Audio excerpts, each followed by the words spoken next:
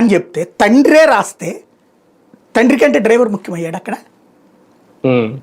అక్కడ ఒక కన్ఫ్యూజన్. పోలీసులకు అప్పచెప్పాలి కదా డ్రైవర్, అతను పోలీసులకు అది తేల్చాల్సింది. నువ్వెట్టా చెప్తావు అతను చేయలేదనేది నెంబర్ 1. రెండోది, డ్రైవర్ చంపాడు అని అతనే రాస్తే అంటే ఆ డ్రైవర్ ఎక్కడ ఉన్నట్టు పాయింట్లు అక్కడ.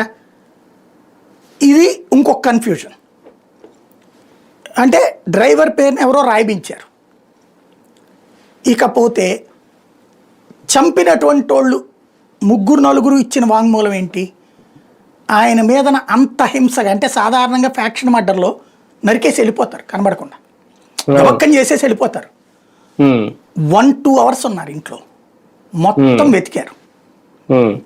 వెతికి ఒక డాక్యుమెంట్ తీసుకుని వెళ్ళారు. ఆ డాక్యుమెంట్ తీసుకుని వెళ్తుంటే కాళ్ళు పట్టుకున్నాడు ఆయన. అది వదిలేసేయండిరా, డాక్యుమెంట్ ఒక్కటి వదిలేయండిరా అని.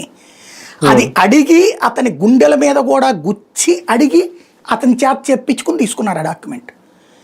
ఏమిటి ఆ డాక్యుమెంటు? అది తేలేదు, అది దొరకలా. ఆయన చంపిన గొడ్డలు దొరికింది, తీసుకెళ్ళిన డాక్యుమెంట్ దొరకలా.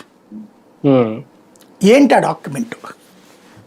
దాంట్లో అనుమానం ఏంటి?